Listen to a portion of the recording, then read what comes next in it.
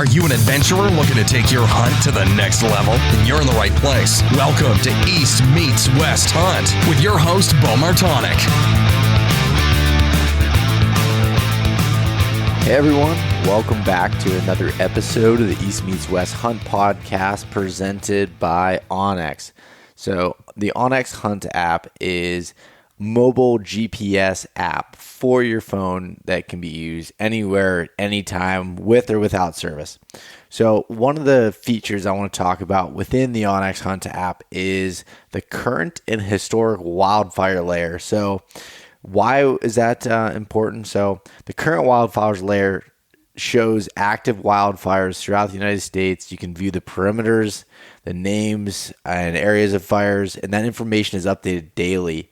That's not available for offline use, but if you're going and looking at an area when burns start to happen and you're worried about it being in your hunting area, you can stay up to date all in one place by using Onyx. In addition to that, the historic wildfire layer shows burned areas since the year 2000, and red shaded areas show recent burns that have some of the newest regrowth and probably some of the best places to look for wild game and mushrooms. So you turn those layers on, check out the historic and current wildfires layers within the Onyx Hunt app. If you want to check out the Onyx Hunt app for yourself, head over to onyxmaps.com. Use the coupon code EMW. That will save yourself 20% off of the Hunt app. Elk 101, the University of Elk Hunting is the most comprehensive elk hunting learning course available. Something that I've been a part of now for 4 years, been going through the course and coming on my 5th year here, and being able to really have everything you want to learn about elk hunting, do-it-yourself elk hunting in one place. And actually, really, if you're going with an outfitter or a guide, that information is still pertinent because it's 17 different modules that break down every aspect from the planning phases to the scouting to the hunt itself. And even when your elk is down, it breaks down how to cut up the meat in the field, how to pack it out, the whole entire process with videos and diagrams that can be used on the mobile app that can be used offline in the field. You can download those videos so you're out there and if you've never quartered an animal before, it's not easy to remember, and it's really nice to have that resource in your pocket. So if you want to check out the University of Elk Hunting, head over to elk101.com. Use the coupon code EastMeetsWest. That'll save yourself 20% off of the online course. So Tethered had evolved from a desire to really provide quality gear and resources to the saddle hunting community, which is a very small niche component of the greater hunting industry, but the availability of saddle-specific gear and innovation was severely lacking. So Tethered came along and introduced the lightest, least bulky, most versatile, safest elevated hunting system in the world, especially with their Mantis saddle that I used last year, their Phantom saddle that came out this year, and their Predator platform, and all the components that go along with it. They have a ton of different videos and resources on their website to teach you about saddle hunting, how to get the right setup for you. So head over to tetherednation.com to be able to check that out. And also, I just wanted to note that if you want to head over to my website which is www.eastmeetswesthunt.com. If you head over to the online store there, have a bunch of hats, some shirts, some things in stock, and donating 3% of the sales, as always, to conservation organization. And this quarter, it goes to the National Wild Turkey Federation.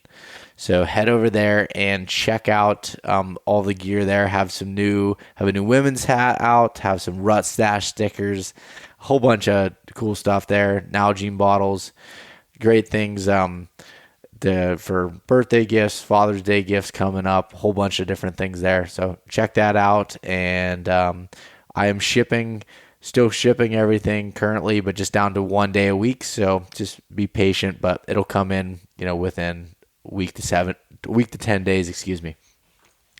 And with the current state, with COVID-19. All right, so I want to go through the story here before I get into the interview with Sam Soholt. The Mountain Buck Monday that I did over on Instagram yesterday and Facebook. This story comes from John Veely. So John, you'll see the picture if you go over to social media, just a giant buck that he named King down in West Virginia.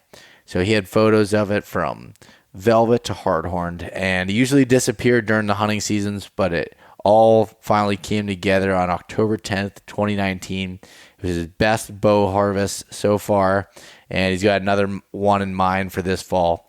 So hopefully John can capitalize again on a giant mountain buck. I mean, this deer is just a beautiful, beautiful deer. So John, thanks for sharing your story. And as always, send in your mountain buck posts, your success stories, share them to me, and I'd love to be able to share it on the podcast as well as on social media. And speaking of mountain bucks, the Mountain Buck Scouting Series, the last episode of this 5-part series is releasing this Wednesday. This one is all about buck bedding in the mountains. So I'm going to break down how to use it within Onyx and how to find potential buck bedding areas, and then how to scout it in the spring or in the season, summer, doesn't matter, being able to check these areas out, how I'm running trail cameras on there, explaining the thermals in the mountains, and then lastly, how I'm going to set up doing that and actually show setting up my saddle in a scenario that hopefully comes together this fall. So check out that video, the rest of the series there.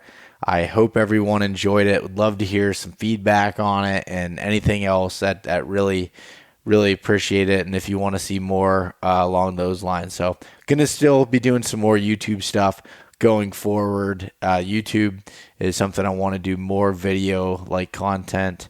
So let me know what you want to see. And that's about it. So this episode I am going through with Sam Soholt, and Sam has been on the podcast before, but we're talking about something different. We're going to, we've talked to him about the bus, and he's talked about all the great things he's doing for conservation there, and I don't want to undermine that at all. They're super important things that he's doing, and I think everyone needs to check it out.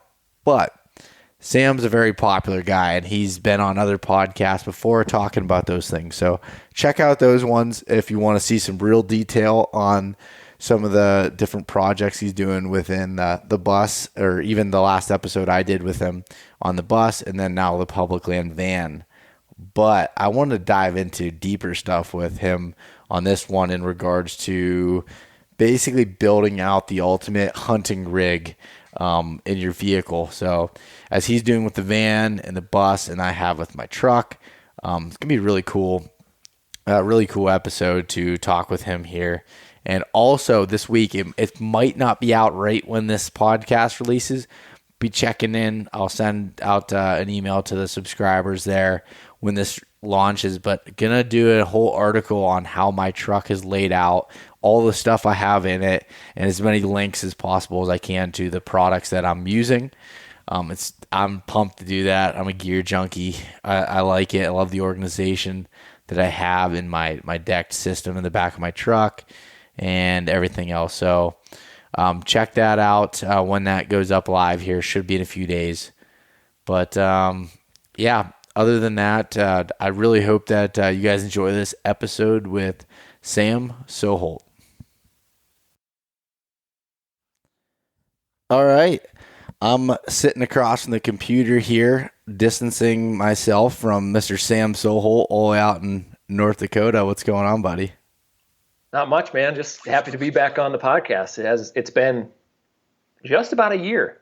Like the last time was in May when I was out in PA for the Seven Springs TAC. Yep. Yeah, that was, because that's when we did the podcast in person, which is always nicer. And that was one of your rules there at the time. You said, Beau, I'm not doing a podcast with you till we can do it in person. And I'm glad we waited to do it then, but right now, I think this is the only method we could do it.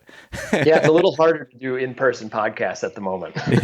Yeah. But that's okay. Just a lot less travel right now. And I should have kept track, like during the pandemic, how many podcasts I've recorded, like since it started. It's been a lot. I've been like, it seems like everyone's sitting at home and like they're like, hey, like they're like pinning me down because they know I'm not traveling as much. Yeah. But it's been good. I it's probably been close to a dozen at least. Really? Mm-hmm. But no, it's been good. So, yeah, just pumped to be back on. Yeah, cool. So I've had you on before, and if anybody wants to go back and get a detailed background on Sam, then go back to that episode and listen to it. It was released back in last June, and go through the story. But if you want to give a brief, your elevator pitch of who Sam Soholt is and what you do, would you mind doing that? Yeah, for sure.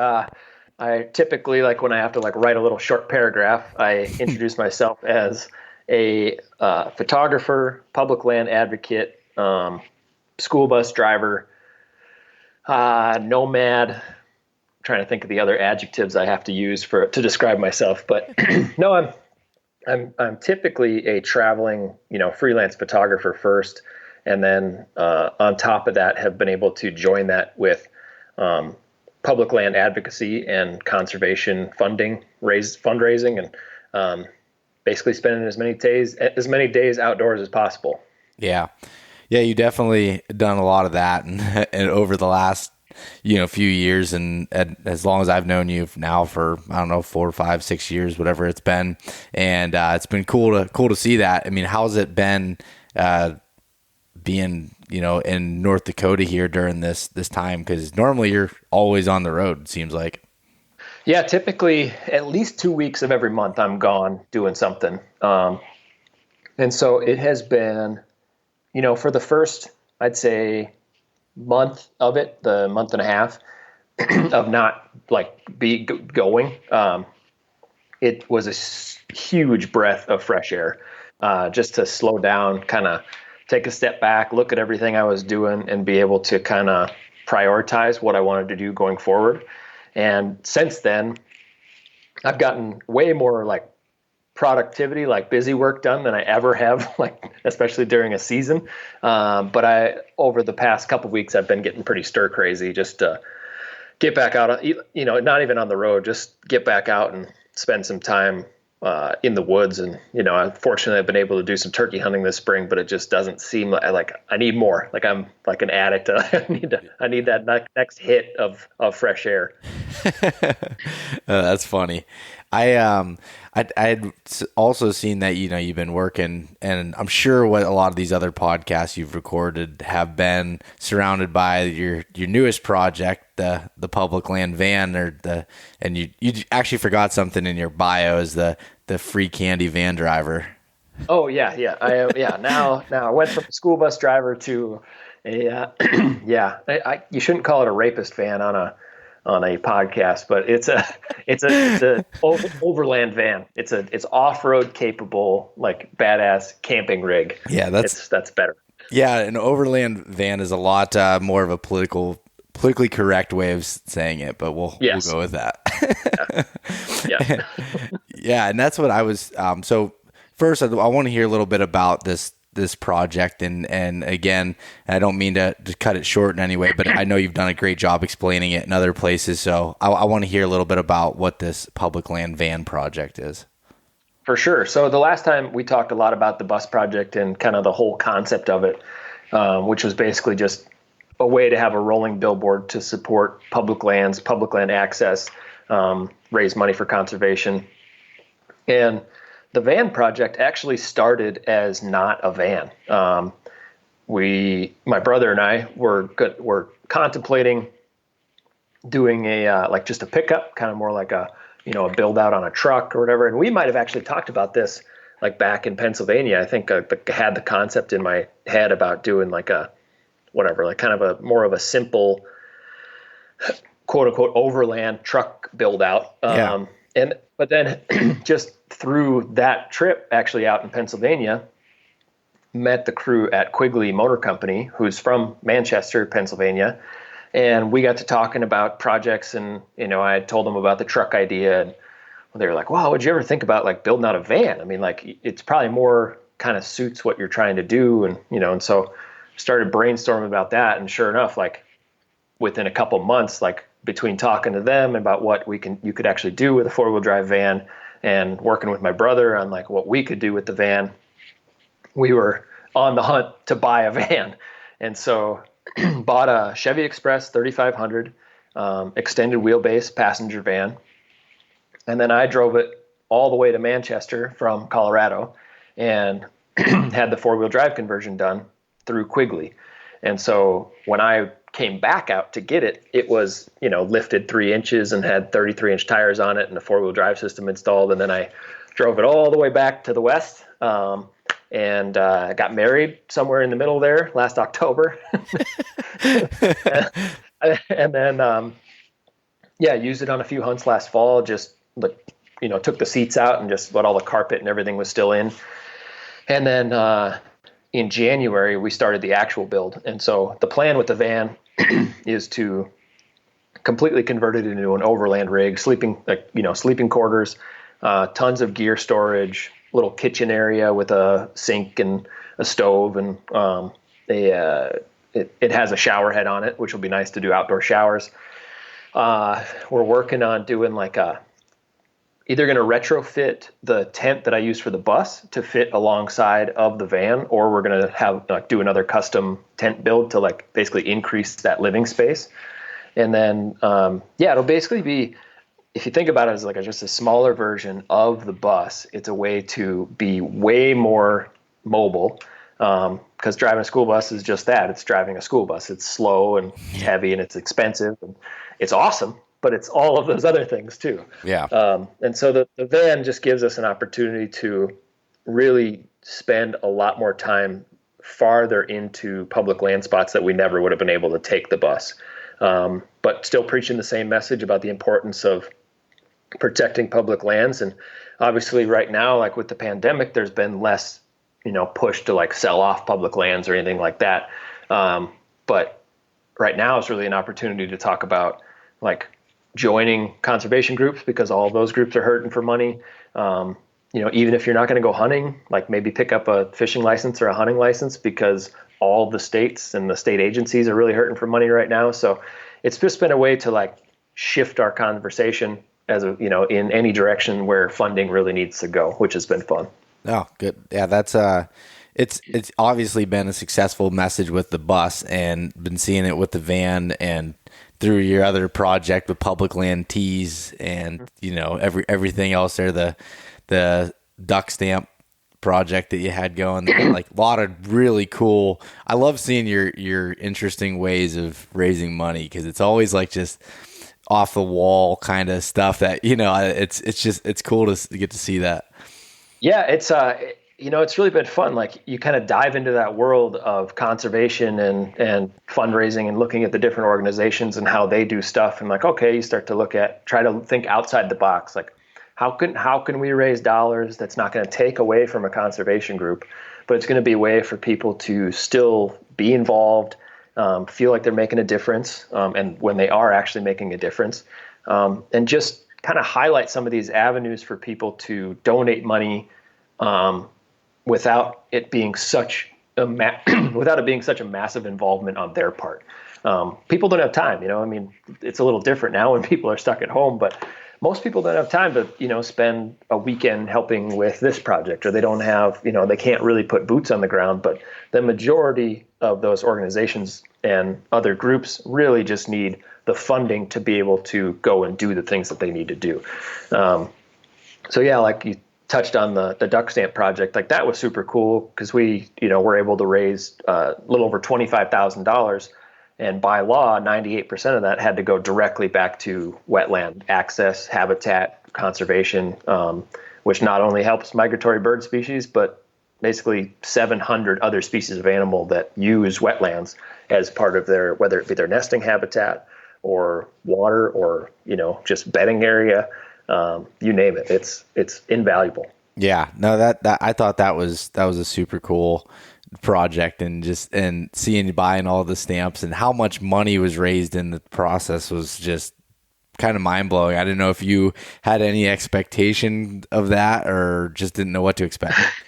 I honestly didn't know what to expect. Like, I mean, if you remember, it was kind of a dumb way to roll it out, but on such a short period of time, it was the best way I could figure out how to do it. So if people that are listening don't know what I'm talking about, I literally asked people to send me money on PayPal and Venmo, and then every dime that I received, I put it into our bank account and went and bought duck stamps with that money. And so it was basically just like we were the middleman, but like we didn't make any of that money on the deal. Yeah. And we actually leveraged that into an additional fundraiser. So we started giving away the duck stamps through the sales on our website.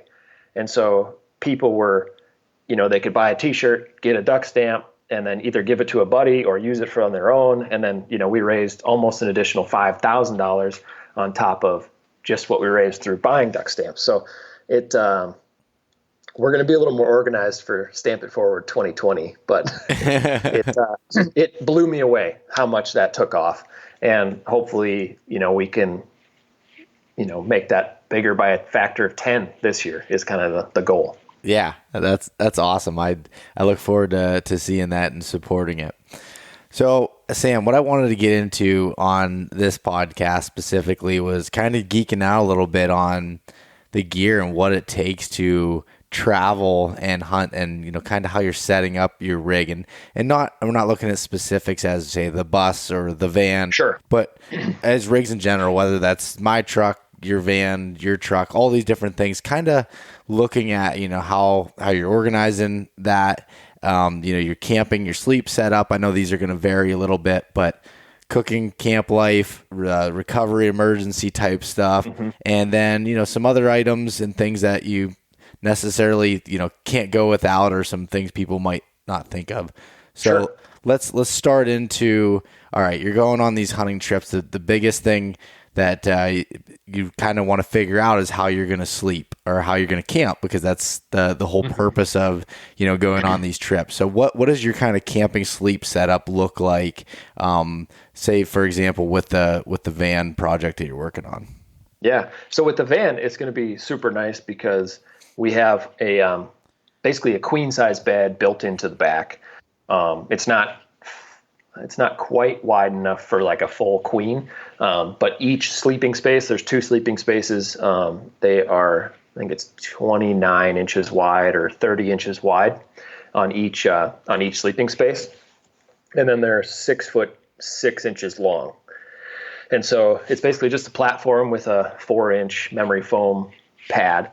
And then, you'd be rocking a sleeping bag back there, or just a heavy duty blanket or whatever it might be.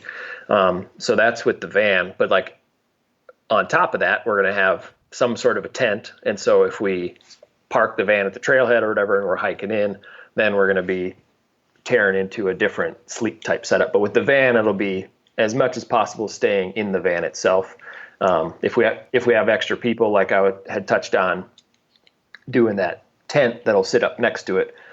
If we want, we could throw up a cot in there and stay in there with the wood stove and the whole thing. So yeah, have you? I know you're running like a roof rack on top of your rig. And have you considered ever doing like an external tent on top of that, like a truck tent?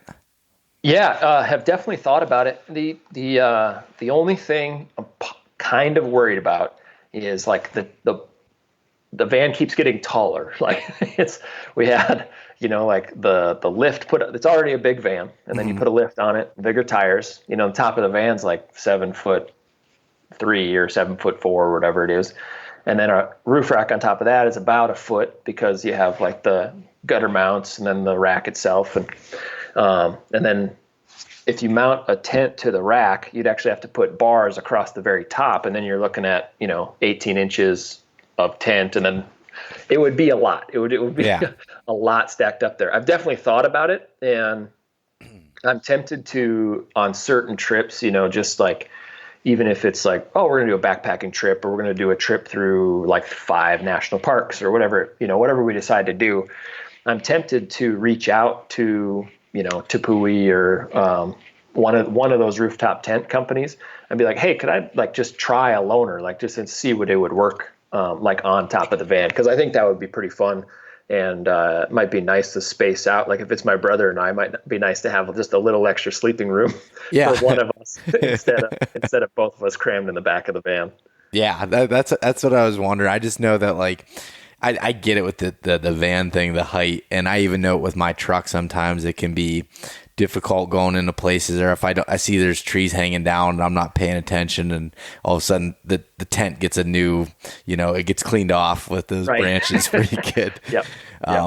But yeah, I'll be interested to see, you're doing YouTube videos of the van build out specifically, but I'll be interested to see how that bed layout is there. And yeah. And I'm meeting my brother out in western South Dakota this coming weekend. And so we're going to do some turkey hunting, and we're going to film basically an entire update of where the build is at right now, where it's going, and just give people an idea like how we're building it out. And, I've had a lot of people ask me about like, oh, like, why aren't you building, more room for sleeping or, more of this or whatever. And our focus is, do you want to spend time in your vehicle, or do you want to spend time doing what you're there to do? Like you can build this lavish, van if you want. You can spend as much money as you wanted, but like the purpose of a camper van is to sleep there when you're not out doing exactly what you're there to do. Yeah. Now it's different on a rainy day, but for the most part, we're really going to focus on like, we're building the van to further the experience of why we're there, not to live in the van. Yeah. I mean, in that scenario, like you're running, you said you're going to modify something like you did with the bus, the canvas or tent to come off the side or whatever. That helps for rainy days, or helps a lot, and that's what I did. I agree with you about like, your truck or your van or whatever isn't a place that you're trying to like make this luxury hotel where you want to hang out all the time. The purpose is to go somewhere and be able to have everything within it. But I ran one of those, one of the rigs off the back, the Slumberjack, the Roadhouse tarps that comes off. Just something simple like those tarps are really nice for the rainy days. You can set up some chairs underneath it, and it has really helped kind of my setup when I go on trips like that. For sure. But, yep.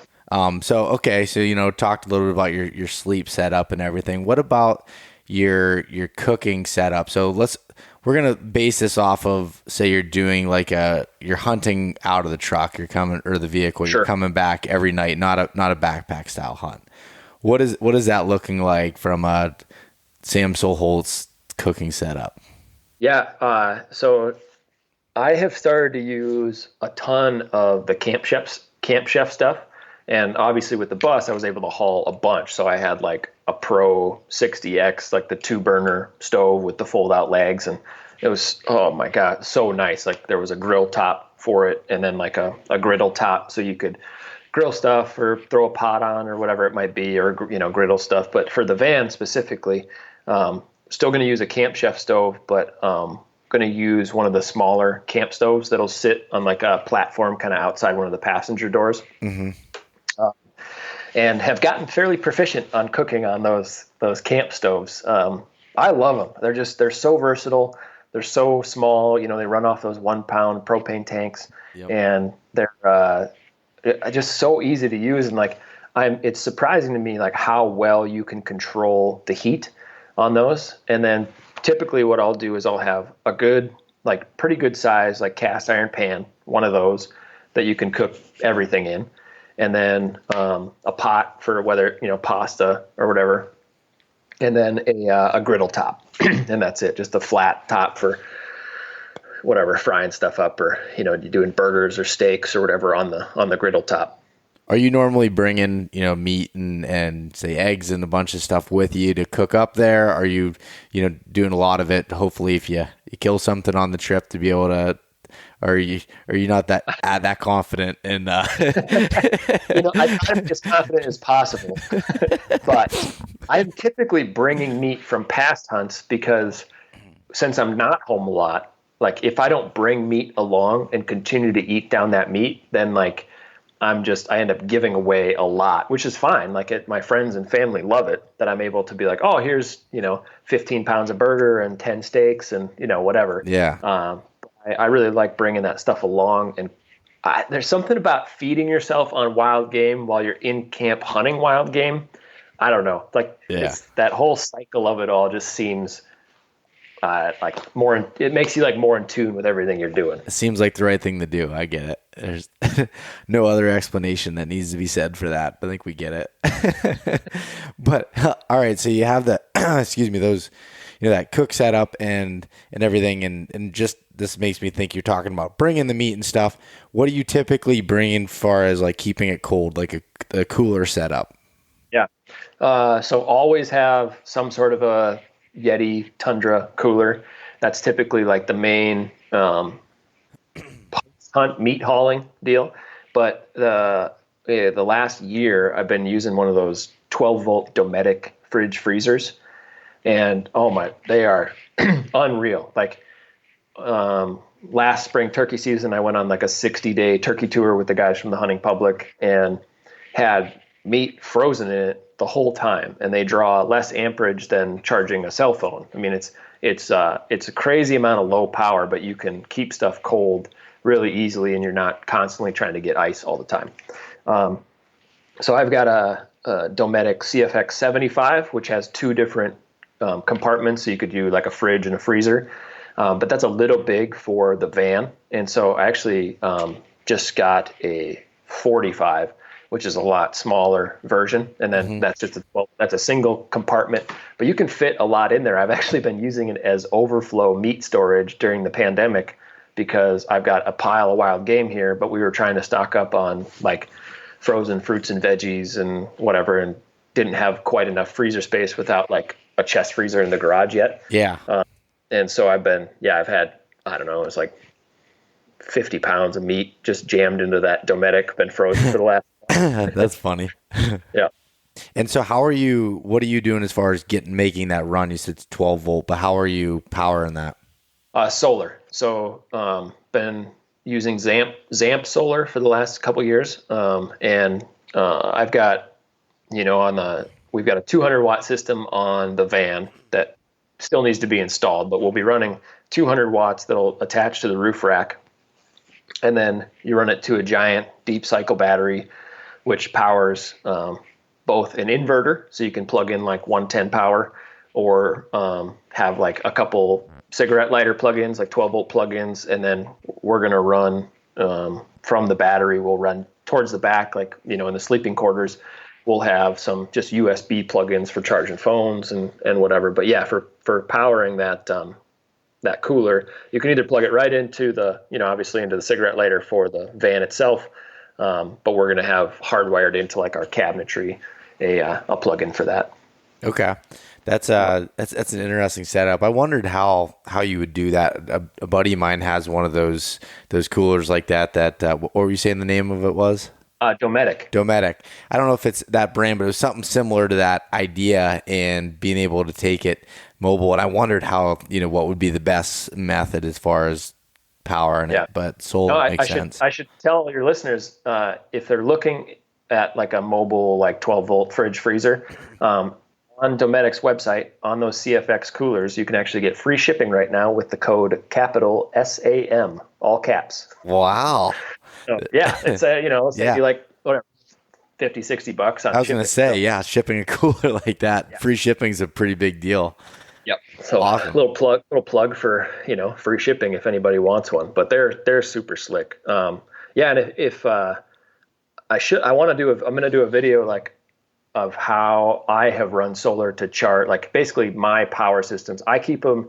I'm not an electrician, and so people will laugh at the way I do it, but I keep it as simple as possible. The fewest wires, the better for me, because the last thing I need is like start a fire in the van or in the bus or whatever. So, I should do a whole video on how I've done my setups, but it's like, I was terrified to do it in my first build. And now it's like, it's not that hard.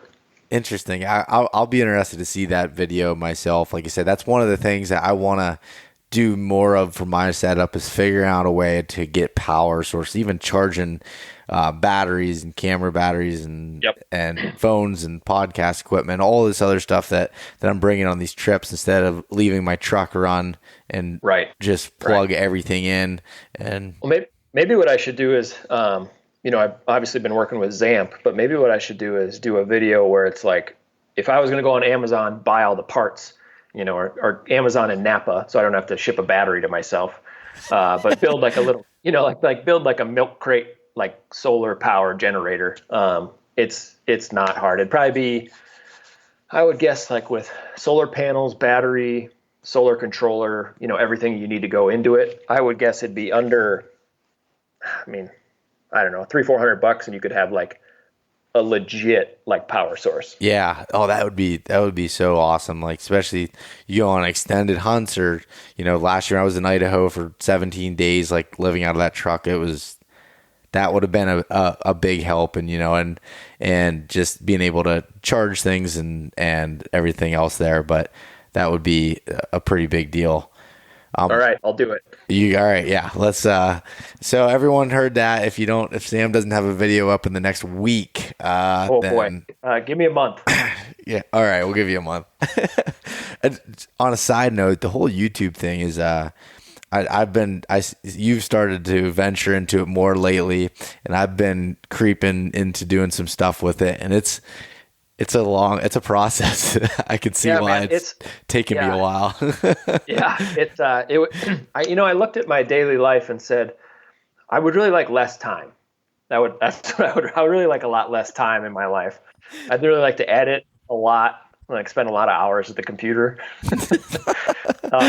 And so I just dove head in. Yeah. Yeah, that's good. It's been good. It's, I think eventually I would love to hire somebody that, could live here with me for a couple weeks a month, and then they could hop in a truck and drive out to Colorado and live with my brother for a couple weeks and, film stuff and edit and just be able to take a little bit of that off my hands just because it's a lot of extra work. Yeah, I was going to say, I know that for this last project that I did for the Mountain Bucks scouting series, I had hired somebody, Justin Mueller, had helped me with the filming and the editing part, and that was been so nice to have that, just to, because it'd be like, he's sending me the edits and I review them and put my comments on, then he re-uploads it, and I'm like, okay. But I don't have the funds to do that for everything. But no, right. But for that project, it's a really nice thing to be able to do. But anyways, I went down that rabbit hole. But yeah, the YouTube things, I noticed you've been doing a lot more with it, and your YouTube channel has a lot of cool stuff on it. But it's something that I've been wanting to do for a while, and I finally kind of committed to. I'm only doing I'm doing weekly videos right now, but yeah, that's what my goal is with it. So we'll see how that goes with the podcast and all the other fun stuff going along with it. For sure. Yeah. But anyway, so back to when you're talking about, so not your powered cooler, but you're taking a Yeti out. What is there like a favorite size that you like to take? I know it depends on what game you're hunting, but what is your kind of typical setup for that? Yeah. My favorite size is the 75. You can get, broken down deer, whatever, boned out deer, you can get a whole deer into a 75 with plenty of ice. Mm-hmm. And that one doesn't take up too much space. Like you get into like the 125s or whatever, you're just, they're giant, which is great if you're hauling out an elk or whatever. But yeah, the 75 or two 75s on like a cargo carrier on the truck or whatever, just to like save some space. You can get pretty much anything that you're going to really need to keep cold in those two or one or two of those. Yeah. I know I went overboard with coolers last year going to Idaho. I borrowed a Yeti 160, had a Yeti 110, a 75, mm-hmm. and another, I don't remember what it was, but it was a 105 quart, whatever it was. And so four coolers, okay? And I ended up fitting my elk all into one of them. I think it all fit in the 110 after it was all cut up, and I was like, okay, so I just had backpacks and everything else, shoved in the other ones. But I mean, you're talking to the guy who would strap. On the bus, I always had two 125 strapped to the roof rack, and then my bench seat for my desk in the bus was a 75, and then there was typically like another one somewhere in there full of something. Yeah. Like it was way overkill. And actually, I had a 35 behind my front seat that I keep for drinks, like for driving, and little snacks and stuff there. But it's funny. But the one thing is about having more coolers is when they're empty, you can use them. They're not just empty space. Like I put gear in them and for sure. do all that. Like we'd shove our backpacks in there and all of any other stuff you could think of. Use it as an organizational tool as well. But I just got a 75, and that's because I had borrowed one before, and that's a great size. Like you said, it's maneuverable. It's not so big that like you're struggling with it, but it's nice. I can keep it in my truck almost all the time. It's in there in the back, and I haven't put a deer in it yet, but that's what I was hoping for most of the whitetail trips. That'd be a perfect size cooler for it. Perfect size. Yeah. So interesting. All right, let's look at some other things with just general camp life. Like what things are you carrying around, whether that's chairs or anything else that's making you kind of comfortable with the living out of the camp? Yeah. Chairs are definitely a must. Got a couple of those Yeti Trailhead camp chairs, and those are super slick. It's nice that they're long when they fold down, but they're small enough, like thin enough where you can kind of like slide them in and around stuff.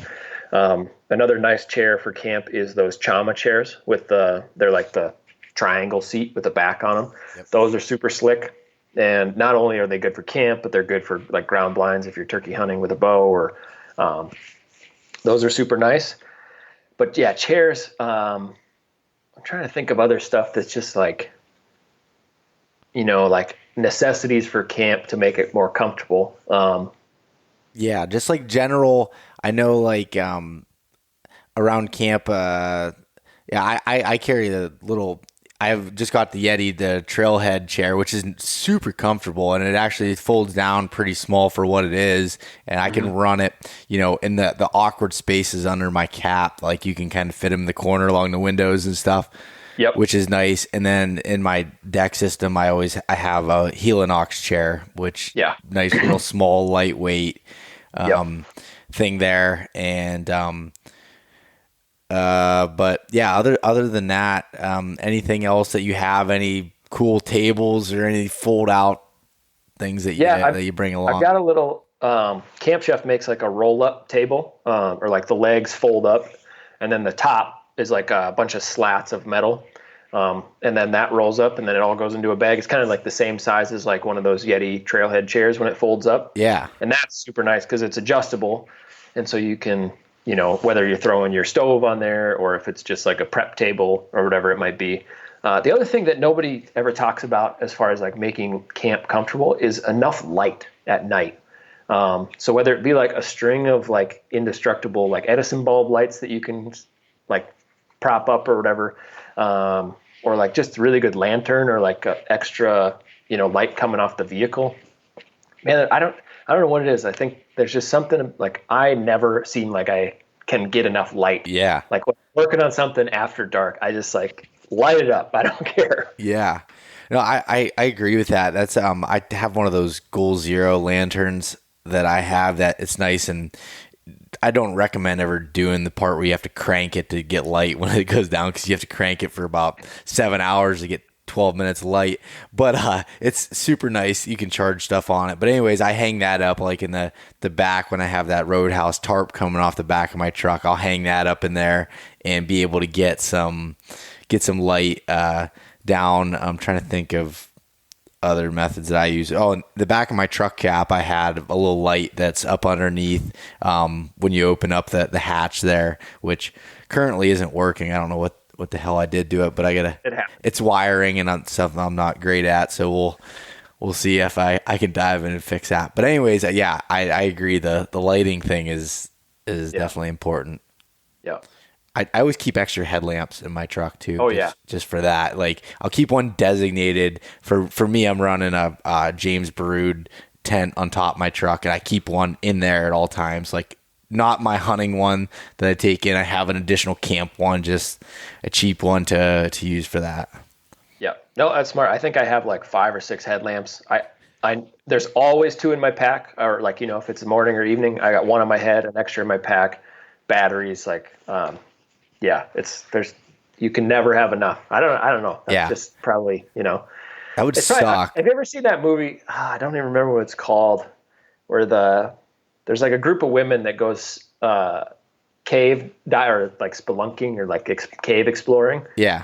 Then they get eaten by like underground alien creatures, and the one girl, like her headlamp dies and then she gets eaten, and I was like, I don't know. Like, I don't want to be that person. I've always had extras. Yeah. Well, that would be that'd be a terrible thing. I don't know about that. I just don't want my headlamp to ever die while I'm coming out somewhere at night, because I'm not a person that can just feel the ground and figure out where I'm going. Like I need to see. I need to see bright. Like I have this one black diamond.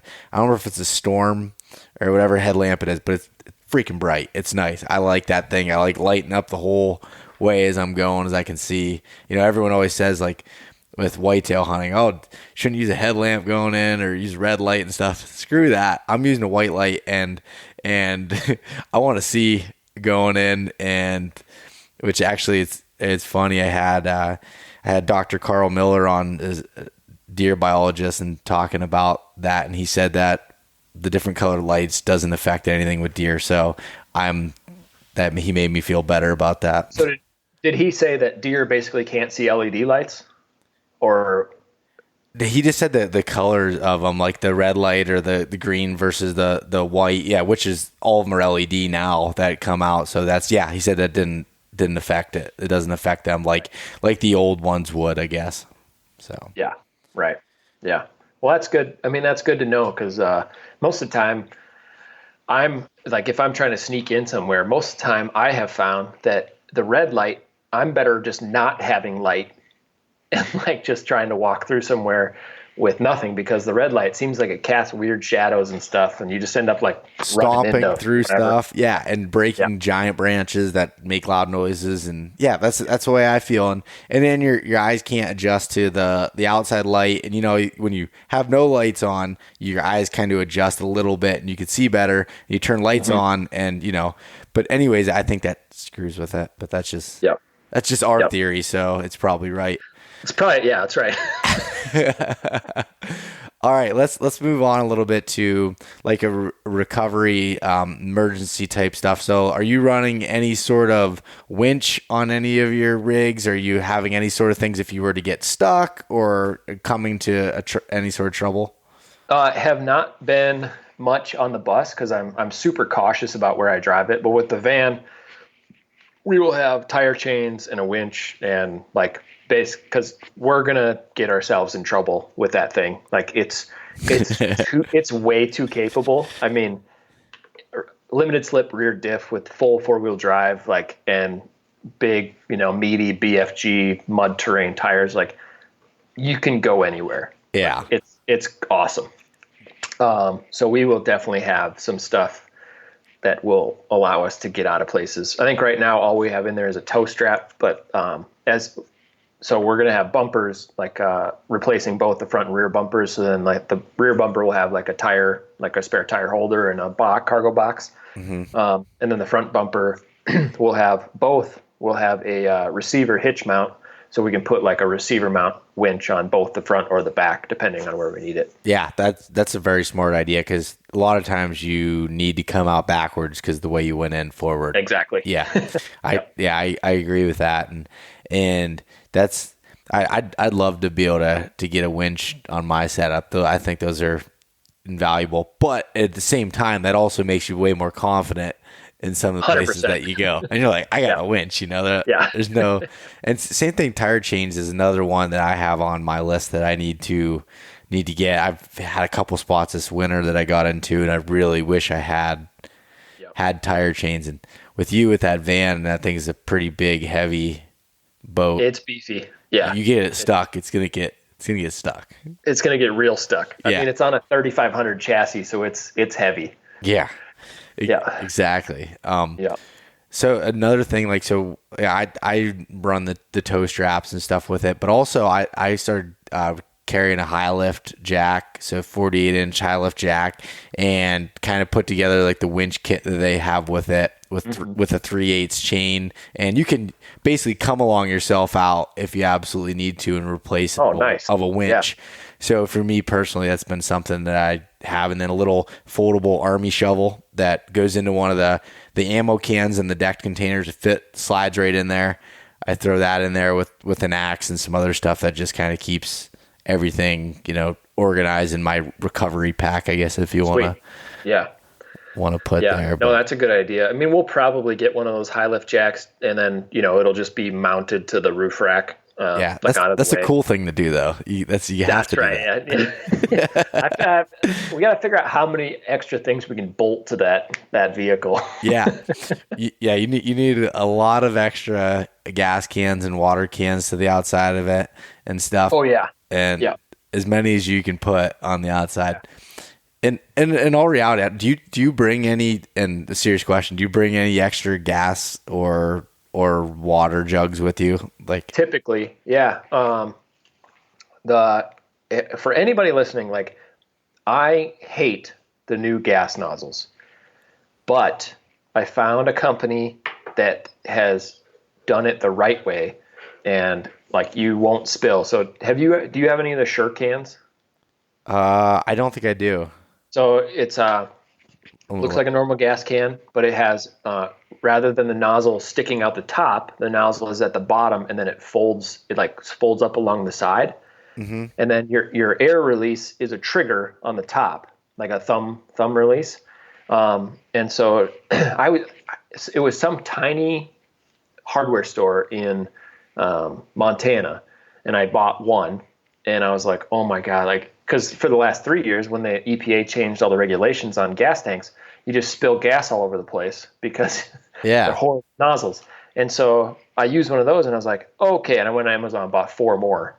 And then they just came out with a utility can for like water, whatever else you might need. But man, the Sure can, like, I think they're based in Salt Lake, but they make, like, if you don't own one, Beau, you should order one. I know. I'm looking them up currently on my computer, and I see that. Oh, that's a nice thing. I bought one of those, like, typical, like, army can, like, gas ones, which look way cooler than they are functionally. And, for sure. And they leak, and they're hard to get a good seal, and just smells like gas. And it's not a real good. That I like that idea. Yeah, get a Sure can, like, you'll stop spilling, like, and they're super easy to use. I'm a big fan. And the cool thing on the utility cans, they started making like water spigots too, like, so where the nozzle screws in, you re-screw in a different spigot, and then you can turn it on and off, which is pretty sweet. Ah, yeah, I see that on the utility can here online again. I pulled it all up. That's interesting. And when you're going, so are you taking just like 1 5-gallon can with you normally? Yeah, like if I'm alone, it's 5 gallons, and I always add 5 gallons per person per like week, basically. Okay, that's a good, like, in the past, with the bus having so much room, I had I'd bring those 5-gallon jugs, like the Culligan Man jugs. Yeah, and actually I just got one of those, like, pumps. One of our customers at Public Land Tees, his family owns the company that makes the pumps for those, and he mailed me one, and they're super awesome. I'll have to find the name of it, but so typically I would bring, if it was just me, I'd fill up a 1 5-gallon for however long I was going to be out. But I always had like 3 or 4 in the bus, and then we would just run off of those, which were pretty nice. And then I did have a 30-gallon tank. I had a battery-powered or plug-in hot water heater, like a tankless hot water heater that hooked up to those 1-pound propanes. And then I'd pull into a campsite or whatever, and then I could just run a hose into that 30-gallon tank that I cut a hole in the top, fill that up, and then you'd have 30 gallons of water for washing dishes or taking a shower or whatever it might be, which was pretty slick. Yeah, that is slick. Yeah.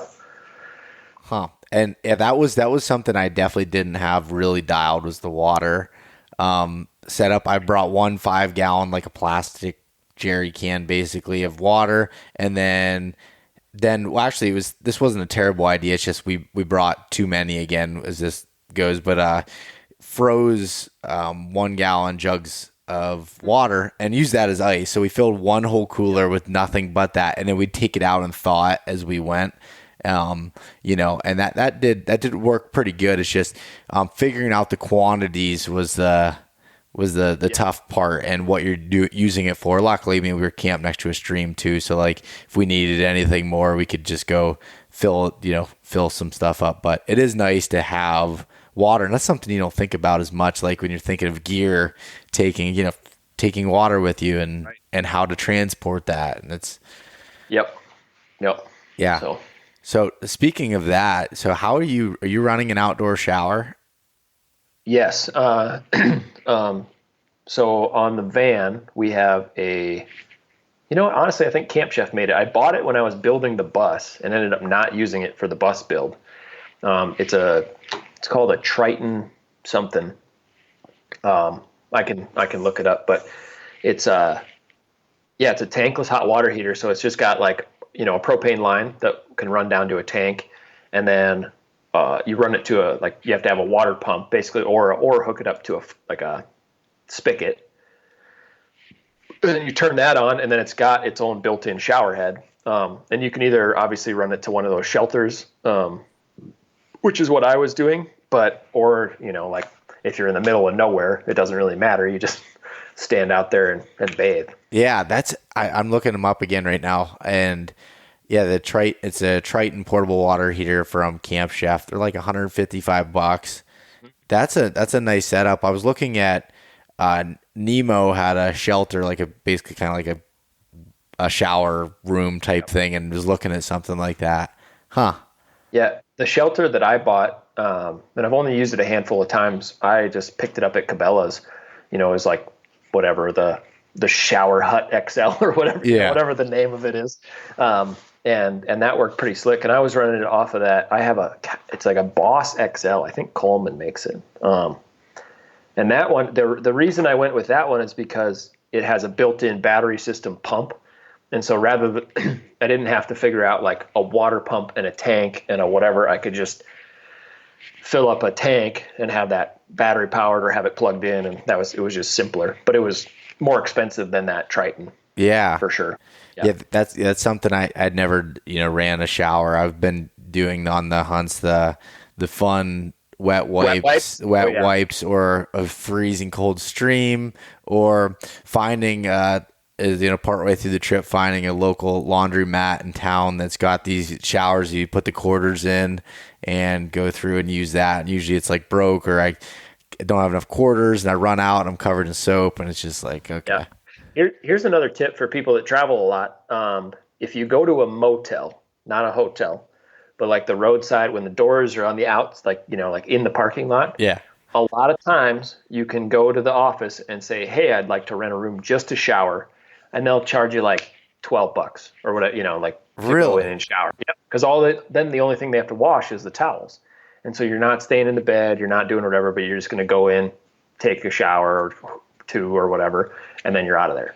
So something to look into if you're traveling. Yeah, because how many times, that's like some of the reason why I would get a hotel is because I just wanted a hot shower, and that's a big cost saver right there. Yep. So I learned that one from my dad. We were in the middle of nowhere in Nebraska one year, and we just there was this little podunk motel, and we went up, and I think they charged us $14 for 4 of us to shower. Gave us extra towels, whatever. So, yeah. Ah, that's interesting. Huh. Yep. That's a good tip for traveling there. Okay, so how are you storing everything? Like, how are you keeping yourself organized in these places? Because I know for me that's important. If you pack your shit away and you can't find it, it's really useless at that point. Yeah. No, it is the hardest thing to do to keep it organized, especially in small spaces. It goes from organized to blown up in a hurry. So what I've started to do is I use like little packing cubes or like small, especially if I'm going to like be just parking somewhere and going in. Makes a huge difference to have all my stuff organized into either packing cubes for like my clothing or I don't remember, it's 5 a.m., 6 a.m. outdoors out of Bozeman. They make these like different sizes of, it's the Roman numeral. I think it's 6 a.m. outdoors, but it's the Roman numeral. Anyway, they make these kits where it's different sizes of nylon, like ripstop zippered baggies. Mm-hmm. And so like, if I'm going on a backcountry hunt, like I can throw all of my socks, underwear, base layers into one and zip that up, and then like have batteries, cleaning, like all my camera, like little tiny accessories in another one, my toiletry kit, like have it all separated into different sizes. And they make a couple different colors, and so you can coordinate stuff like that. But that's been really slick for me as far as like in my backpack. In the van itself, we've got the deck system, which will be super nice. And I think Josh and I will like probably each like claim a drawer. Yeah. And then obviously just like our duffel bags, like full of gear and whatever. But then on top of the deck system, we put a cargo glide, and that is our weapons slide out. Like, so every time we get back to the vehicle, like each weapon will have, what it'll be like 2 bows, 2 rifles, 2 shotguns. Like it'll be like have its specific place, like locked down. And then anytime we need something, you can slide that whole thing out, grab what you need, slide it back in. So with the cargo glide and your weapons, are you putting like a case on top of that, like your bow and a bow case on top of it, or how? I'm just not familiar with how that works. Yeah, so you could, but like we're basically trying to eliminate cases, and so I think what we're going to do, because I want a way to lock them as well. So I think what we're going to do is run, like whatever Cobra locks or like the snake, like cable locks. Have some sort of a system that we can lock stuff down to it, but it'll basically, we haven't decided if we're going to put foam like on the top with cutouts and then like a Velcro strap and then a locking system. But it'll basically just all sit right there, like in place. Yep. Okay. Yeah. That's cool. That's one of the things, like bow cases take up so much room. Way too much room. We had 3 guys going to Idaho, and we all had the SKB cases and stuff, and double bow cases that are just thick and just take up so much damn space. And I run a deck system in my truck too, and love it I organize all my gear and stuff, but I don't put my weapons in there except for when I'm doing local trips. Like right now, turkey hunting, I keep my shotgun in there and some other stuff and lock it all up. But for big trips, I'm keeping other stuff in there, and some of I can't think of the name of the cans right now that you put everything in. But anyways, the storage containers that go inside the deck. The like the D boxes. The D boxes and the cargo boxes. The drawer organizer. Yes. Yeah.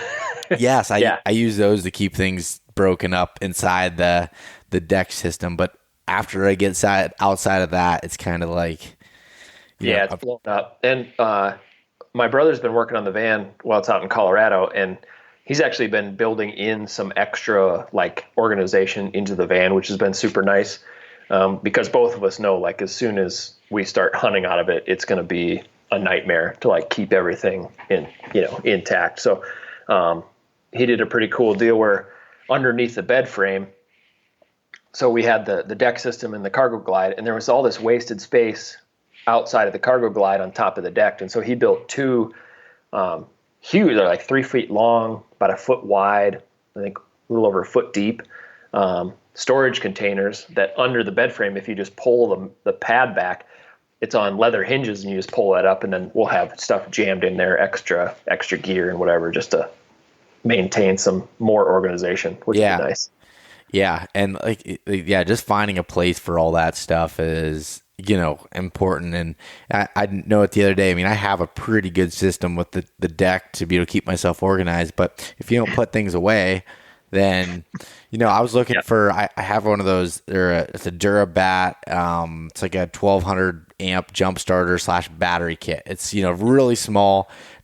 it's amazing I've been in situations where I'm by myself hunting, or like I not too long ago I was trying to locate turkeys and went back and my truck battery was dead for some reason, and I was able to jump it without cell service to be able to call somebody, and those are really nice. But anyways, long story short, I didn't put it back where I was supposed to, and I was scrambling around looking, trying to figure out where it is. And now I'm gonna put this up this week on my website, but kind of like a gear breakdown for how I have my truck set up for camping and stuff. And I have a list of my deck system, what goes in the left drawer, right drawer, and that depends on the season. But say for certain hunts, and I have just this list on my Google Docs, and then what goes in different things, so I know. And I just kind of geek out on that stuff and like organization, but that helps me kind of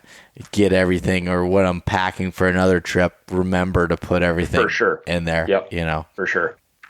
But the biggest thing, like, so are you taking any sort of, like, are you bringing any targets with you if you're going to be hunting? Yeah, typically bring in like a small Reinhardt, I've just got like one of those little Reinhardt cubes, which is pretty slick. It's not too big. I would like to get one of just like the roll, like the balls, or like it's got all the angles on it, just something much smaller. Yeah. But I've been working with a vehicle that's so big, it hasn't been that big of an issue. Like, I have so much room. Yeah. It'll be a little different in the van. And, but yeah, I've typically had a Reinhardt cube, which has been nice to just be able to make sure the bow's dialed when you're going in somewhere. But I'll probably pick up like one of those real small, I don't know what they call them. You know what I'm talking about? I know what you're talking about, the little balls that give you anxiety when you shoot at them because they're so small and you don't want to miss and hit a rock, and then ruin your confidence for the hunt. When I'm I like to incite target panic whenever possible. Like right before you hunt, I have one of the Reinhardt 18-1s. They're a little bit bigger, but it's not a bad size. Like have the different angles, I guess, on it. Can't figure out a good word to describe it, but I just throw that in the back of the truck as well. But what is there anything else you can think of like when you go on these trips or whatever, like these are the must-haves, whether it's a comfort item or a necessity? Like, what is there anything you can think of that we haven't covered there? Yes, first aid kit is a must-have. And even beyond that, like, one thing that I'm going to start carrying is a Tourniquet Kit. And so a few years back, I started carrying, it was 2014, and I started carrying my tags in my first aid kit. And because then I knew I would always have my first aid kit in my backpack. And I was in Montana, I killed an elk and pulled my first aid kit out, opened it up, grabbed my tag, notched my tag, put it on the bowl. And as I'm cleaning the bowl, my knife slips and I literally jam myself in the shin. And I was like, oh, that doesn't hurt yet, which is a bad sign. Like, that felt like I had Timberline pants on, and I looked down and I was like, yep, there's a hole through both of like the thick part in the Timberline pant. And I pulled my pant leg up and I could watch my heartbeat coming out my shin. It was like bloop, bloop, bloop. And so, but over on the log next to where I killed my bull, my first aid kit was sitting open on the log. And so I walked over, and like cleaned it all up and was able to put whatever. Tried to, cleanse it a little bit and wrapped it real good and then taped that so it wouldn't come off. And then I packed my bowl out and then was able to went and stayed at a hotel that night. And then I went to wash it out and started pouring blood again. But I think had I not had that first aid kit out, I have no idea how bad that could have been. I'm with a buddy and trying to explain to him, where's my first aid kit? How do we get this wrapped up? Or if I didn't have it at all, what situation would that have been? Would I just bled out on this? It obviously wasn't bad enough to just bleed out. It was pouring blood pretty bad. Yeah. So first aid kit, and I would say a tourniquet on top of that is a no-brainer. Yeah, that's a good point, and something that's overlooked, like you said, just from in your hunting pack, which I started carrying it now. Even on my whitetail hunts, I have a little first aid kit that I keep in my pack with things that I know how to use. Because also, if you have a first aid kit with a bunch of junk in there that you don't, if you buy one of the kits from Walmart or whatever, and that has all these like bee sting, all these different like bug insect things in your hunting elk, like that might not really be helpful. Yeah, you don't need much. I mean, they make you can buy them at whatever Sportsman's or basically anywhere that sells a first aid kit. They're a little waterproof. It's like $20, but it has enough gauze and enough bandages to cover like a pretty severe wound. And typically it have some sort of a wrap or like a, second skin or whatever that you can like wrap around to like stop bleeding or whatever. But, yeah, I think I'm going to take it. We're, going on a moose hunt this fall. I think I'm definitely going to take it one step further and make sure I've got a tourniquet and some extra stuff to like take care of that. Yeah, that'd probably be a pretty good idea. I'm sure the wife would like that as well. Yes. Yeah. And then, another thing, I've been using one since 2013 is one of those inReaches. It was, DeLorme inReach first, and then now it's Garmin or owned by Garmin. But man, that's peace of mind on that. Like, it's cheap to have, like, you can start it and stop it during hunting seasons. And it's a GPS texting device or a SOS device that, it's, you can buy the SOS insurance that covers up to like $1 million of recovery cost. And, you can have unlimited texting during the fall for $60 a month, which is pretty amazing for a GPS texting device. You sync to your phone and you can, text home to loved ones and whoever you're checking in with to make sure, or like, if you're going with an outfitter, you can text the outfitter and say, hey, I killed an elk or I killed a moose, like come get me, whatever it might be. But that's another thing that peace of mind is crazy on that. Yeah, I bought one of the inReach minis a few years ago. Yeah, same thing. So awesome. And you can send, the text, you can choose whether you want your location or not attached to it. Mm-hmm. And by being able to send that out to anybody that, they can see where you're at, say, or I'd always, send back to like, this is my camp setup, back home. Just so this is where I was at and make that nice and simple. And like you said, you can turn it off like outside of hunting season. I run mine from September to like December, just for the unlimited, text and stuff. I've used it for whitetail hunting. Say I got a deer down and need help, someone coming in, or if I was elk hunting, that's how I texted my buddies to come up to help me pack out the bull. They probably wish I didn't have that, but there's so many great things for Alaska. Going caribou hunting this year, like that's going to be my only way of communication if needed. So I didn't know about the SOS insurance, so I'm surprised I hadn't looked into that. If you go on whatever Garmin.inreach.com or whatever, you can. It's I want to say it's like $30 or $60 for the year, whatever. I don't quote me on that. Yeah. But, I would definitely do it, like especially if you're going up to Alaska, like that rescue and recovery insurance, man. Yeah. Like instead of like having $100,000 bill on your table when you get that helicopter ride out after doing something stupid in the backcountry, that's just taken care of. So. Especially when I'm looking at my buddy Michael sitting there, I'm like, the grizzly bear didn't attack him that bad. Like, right. do I need to hit this button? Yeah. Right. Hey man, is this worth 100 G's or no? Yep. So it's just better to be able to know that to have that peace of mind where, if something catastrophic does happen, you can just hit that button and call it a day. Yeah, that's awesome. Cool. Well, is there anything else you can think of, or do you think that kind of covers what? Well, I think that pretty much covers it. Yeah. Cool. I enjoyed this episode here, being able to geek out on some gear in a little bit different ways. Just it's been something that's a constant evolving for myself personally. And you live out your vehicles more than I do, so I figured you were the right person to get on and talk about this. Yeah, man, I'm a total gearhead. So anytime I can talk more about gear, I love it. Yeah, that's cool. So Sam, where can people find out all these your projects and all the other content that you're creating here currently? So personal accounts, just at Sam Soholt, basically everything, whether it be Instagram, Facebook, YouTube, and then the apparel company that my brother and I own to raise money for conservation is Public Land Tees, and that is either Instagram at Public Land Tees or our website, publiclandtees.com.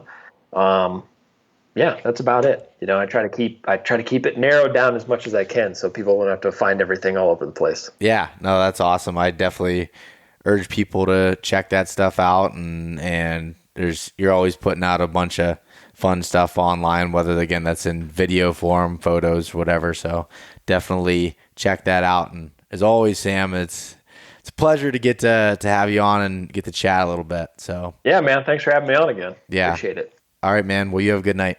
You too. Thanks so much for listening to this episode of East Meets West Hunt with your host, Beau Martonik. For more great content and to stay up to date, visit eastmeetswesthunt.com, Facebook at East Meets West Outdoors, and Instagram at East Meets West Hunt. If you enjoyed today's episode, please review and subscribe, and we'll catch you next time.